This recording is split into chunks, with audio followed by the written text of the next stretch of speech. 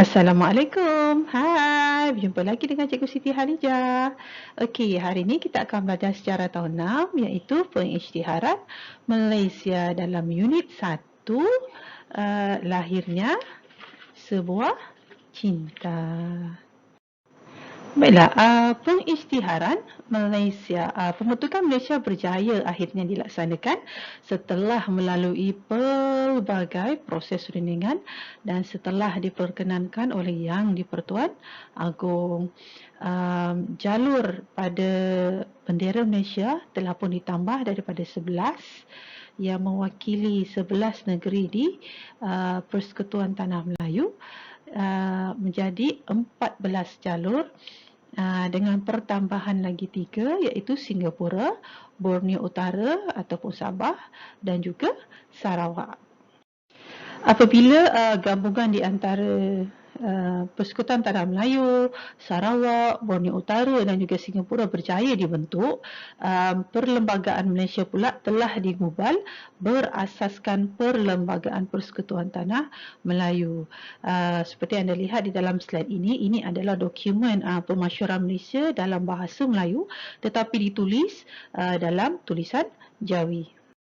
Okey, kalau tadi anda lihat dokumen pemasyhuran Malaysia yang ditulis dalam tulisan Jawi dan ini adalah benda yang sama tetapi ditulis dalam tulisan Rumi.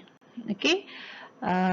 Yang mana di dalam ni adalah intipati dia berkenaan dengan satu perjanjian yang dibuat pada 9 Julai 1963 antara Persekutuan Tanah Melayu, United Kingdom, Borneo Utara, Sarawak dan juga Singapura. Kenapa ada United Kingdom?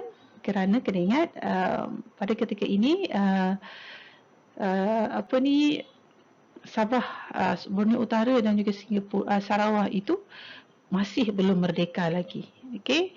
Dan dalam perjanjian ini juga dinyatakan bahawa Persekutuan Tanah Melayu itu mengandungi Pahang, Terengganu, Kedah, Johor, Negeri Sembilan, Kelantan, Selangor, Negeri Perak, Perlis, Pulau Pinang, Melaka dan semua negeri ini disatukan di bawah Malaysia. Dan seterusnya pihak-pihak dalam perjanjian tersebut bersetuju mulai daripada penubuhan Malaysia, negeri Sabah, Sarawak, Singapura akan tamat daripada jajahan takluk Baginda Queen. Sebab itulah tadi kita tengok dalam perjanjian tadi, sambungan perjanjian tadi dia ada wakil daripada United Kingdom. Dan Baginda Queen ini tidak lagi mempunyai kedaulatan dan kuasa ketiga-tiga buah negeri ini.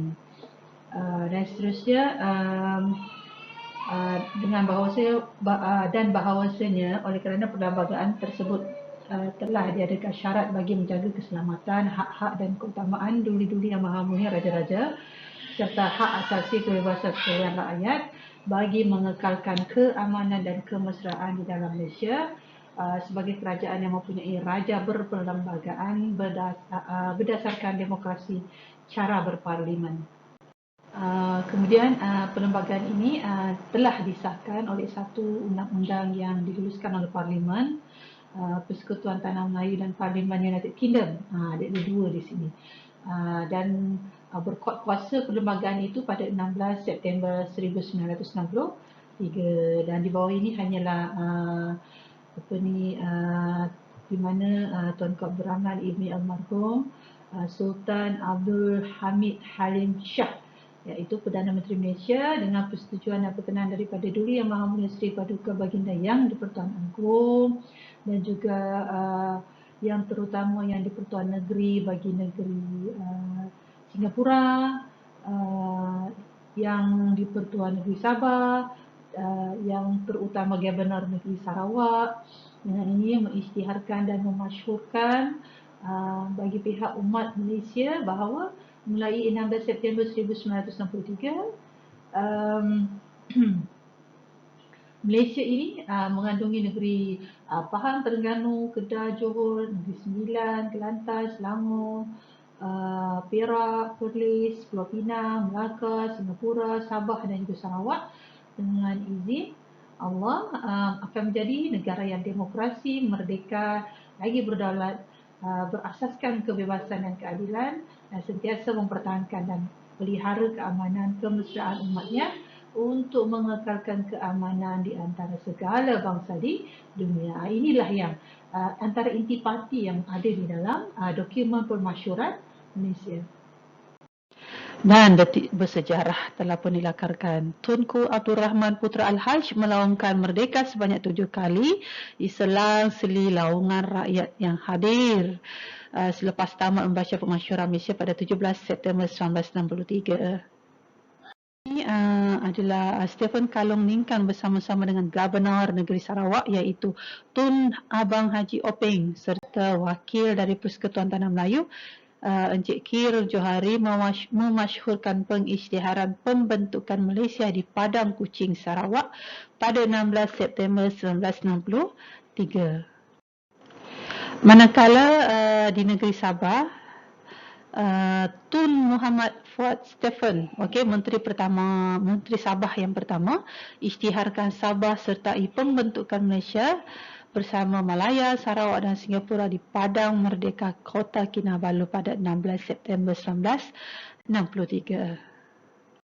Manakala di Singapura, Lee Kuan Yew membaca proklamasi Malaysia dari City Hall, di mana beliau telah memberi ucapan. Membaca proklamasi tersebut berlatar belakangkan gambar rakyat Malaysia yang berbilang kaum. Jadi sempena dengan penubuhan dan pengisytiharan Malaysia ini berlaku serentak di Kota Kinabalu, di Kuching dan juga di Singapura, berlaku secara serentak pemasyhuran Malaysia.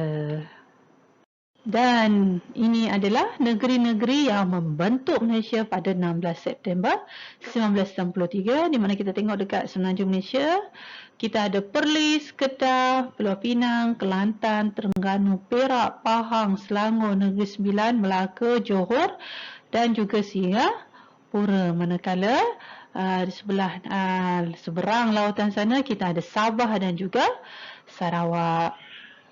Semuanya ada berapa? Ada 14. Ada 14. Sebab itulah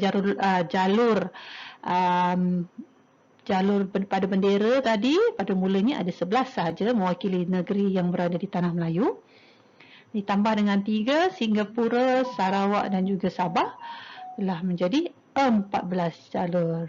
Tetapi pada tahun 1965, kurang 2 tahun selepas penubuhan Malaysia, Singapura akhirnya keluar daripada Malaysia. Dan sehingga hari ini, hanya negeri ini sahaja yang berada di dalam Malaysia tanpa Singapura.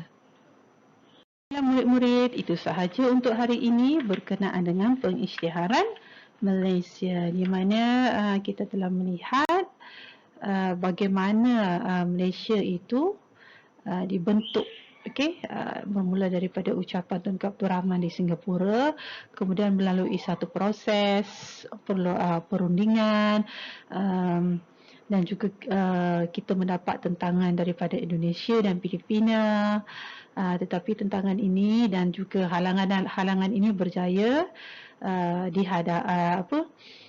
berjaya kita hadapi, dan akhirnya pada sepatutnya kalau diikut perancangannya, pengisytiharan Malaysia itu hendak dibuat pada 31 Ogos 1963, tetapi ditunda kerana mendapat tentangan daripada Filipina dan juga Indonesia, dan akhirnya 16 September 1963 lah yang menjadi tarikh kepada penubuhan Malaysia. Okeylah, itu saja untuk hari ini. Sampai berjumpa lagi. Bye-bye. Assalamualaikum.